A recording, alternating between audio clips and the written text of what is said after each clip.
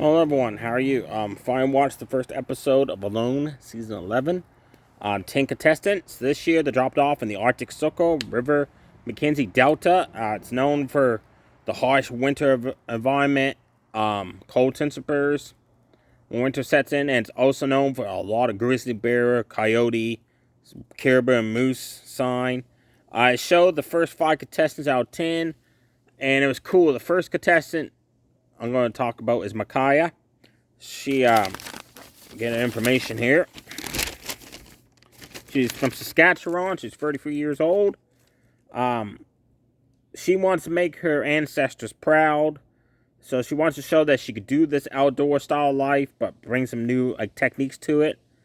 And before she was allowed to get off the chopper, a pack of wild coyotes came running underneath the chopper. So the chopper pilot decided to circle back and then drop her off just to be safe. So that was pretty cool.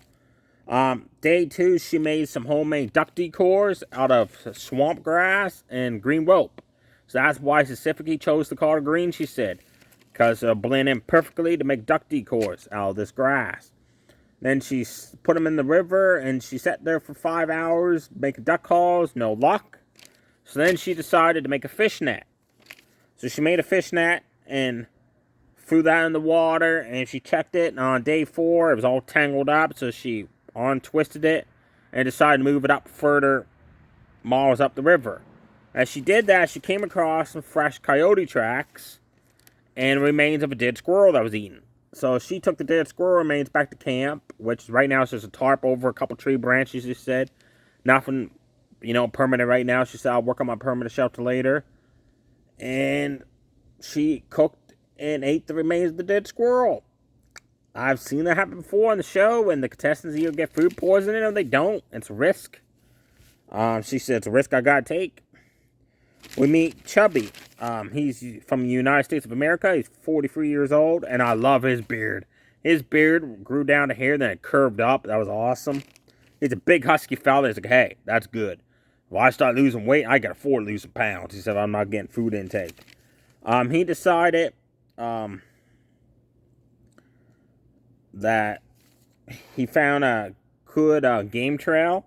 So he made a temporary shelter there using some tarp, wrapping it with rope around some overhand branches, and put some spruces around it to camouflage it in. He said that way it's a good vantage point looking down at the game trail. Then he saw a squirrel, and he went to use his bow and arrow, and the arrow snapped in half when he fired it. So he realized the arrows were weak and flimsy, so he gathered some firewood, boiled some hot water. After he drank that, he got some strong, better wood and made some homemade arrows. Then on day 4, he decided to start working on his permanent second location shelter, which is he got 4 trees that line up like a square pattern, and he's cutting some logs and he's fastening them around using wire, rope, and that. And he's got so it's a couple feet off the ground. He's got a level platform, so he said that's good to sit on. He said I want it so many feet off the ground. And that he said. So then he stopped working on that because he was getting exhausted and he was getting hungry. So he also had a fishing net in the water, but no luck. So he went out with his bow and arrow and started going for some thick brush and all that. Came across some nice rabbit trails. He set some rabbit snare wire and ate some berries. We meet Dub. He's from Michigan. And the first thing you see from him is not his face, it's his pot belly. I was not expecting that. He loves his pot belly. He loves living outdoors. He says, it's my type of lifestyle. He said, I work out outdoors. I survive in the outdoors. I cook my food outdoors. I live outdoors. He said, my wife gets after me because I hardly spend 90% of the time outdoors than I do in the house. Day 1, he came across what he thought was a moose in the swamp area. And he got ready to fire at it and realized it was a caribou. And in this region, the caribou are almost extinct. So it's illegal to kill a caribou. He's a good thing I noticed that wasn't a moose. Because he said if I would have killed that, I would have been kicked off the show. And then that came up below, which is like every other show. If you kill or injure an animal that's illegal to hunt, you're kicked off automatically. He decided to spend his first 4 days building his permanent shelter, which he wanted tunnel style like. So it was pretty cool how he did. He bent the branches around and used like grass and all that to fasten like sajeta and rope and that. And so when he was done with it, it looked like a tunnel, like a sewer drain entrance. And he put some tarps over it, some spruce trees and that. And he said, I love that. He said, I don't need a shelter that you could walk around in. I like laying flat down. He changed his mind on day 4 because on day 3, during the nighttime, a grizzly bear was around the shelter, and that thing was goddamn massive. It showed that on the game trail camera they could set up. And he saw that, like, holy shit, that thing was massive. So he decided, I need a better shelter. So now he's deconstructing his shelter. Poor Dub. Spent 4 days building that. Now he's going to rethink it. We meet Isaiah. He is from West Virginia. He's a game warden and a member of the National Guard. And he loves Indiana Jones. He's got a hat like it. He likes using a whip like he does. Harrison Ford does in movies. He spent the first couple days searching around the swamp area where he landed, the riverbank, some wolf and grizzly bear tracks around the lake. He found remains of dead fish where grizzly bears had eaten it. On day 2, he already started thinking about tapping out because he was missing his family. So he decided to go hunting and gather some food to get his mind off of that. And he started suffering a nosebleed from the dry, humid air from the berries he was eating. So then he decided to go back to the edge of the river and made a homemade fishing rod, using some snare wire and a branch, and just casting it in the lake, trying to get some fish, and no luck.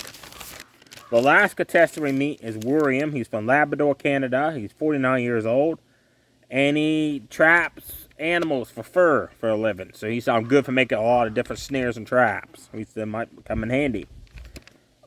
He spent the first 3 days making his shelter, which he is calling his permanent shelter, but he's not got much done, because he spent more time showing us what he brought for items than he does building his shelter. He brought 2 sleeping bags, 2 tarps, list of items he could bring, and he kept showing us the other stuff he had, like his bow and arrow and that, his rope, his snare wire, stuff like that. Some stuff he's going to use for fly fishing. Then he did building a shelter. He brought a fishing net with him, cast it in the water. On day 4, he caught a huge pikefish, and he got excited until he lost it, and it went back in the water and took off. Then he started noticing some smelt fish along the edge of the river, so he started smacking the water with a branch to scare the smelt up, and he caught like a dozen small ones, and he cooked those up. He said, hey, it's something to eat, right? Day 4, we already lost a contestant, folks, due to medical emergency. Cubby, the big husky fella. On day 4, he was out hunting, scavenging for food.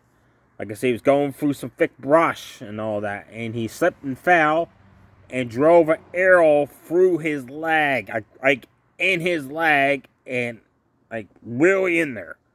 So he pulled that out, and he could hear him screaming, pulling it out. And then he looked at the wound, and he kept picking at it, and the blood kept gushing out. He said, that's like a good 4 or 5 inches deep there, he said. So he got his every contestants allowed a first aid kit, so he got some bandage, wrapped it around, and he thought at first he could tough it out, but then he started picking at it more, and he got worried that thing's going to need some stitches, because that arrow was in deep, and it was. He said, if I tough it out, he said, what if I get infected and lose my leg or something? So he tapped out on day 4. The medical team arrived, checked out his leg. They said it's a good thing he did tap out, because it definitely needed some stitches, because it was a deep wound. So Cubby's the first man out due to arrow accident going into his leg, because he slipped and fell while going for thick brush in the woods. He felt bad, and I felt bad for him too, because I want to see how far he could have made it with that cool beard and all that. Because I also had a farm. He lived in a farm. And I also did kind of want him to win the money to help his wife get better in that with her medical condition. And not only that, but he said, I know what plants to eat, what mushrooms to eat, what not ones to eat. And I liked his 4-day journey. It's pretty cool until that accident happened. And they explained what happened. When he fell and slipped, one of the arrows got loose, fell out of his quiver.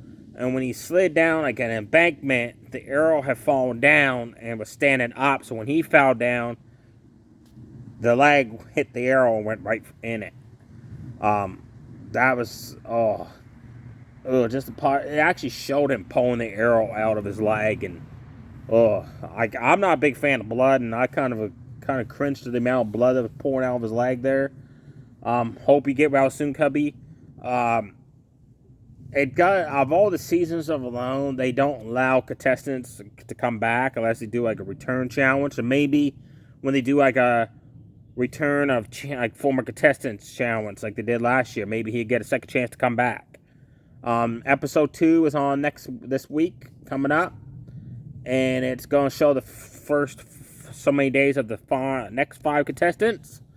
There you have it, folks. I apologize again for this video being up late, but now that I know what time's coming on my TV, it changed time in that. Now I know what time to watch it to keep you updated on Alone Season 11. Stay safe, everybody. Too sweet. Bye.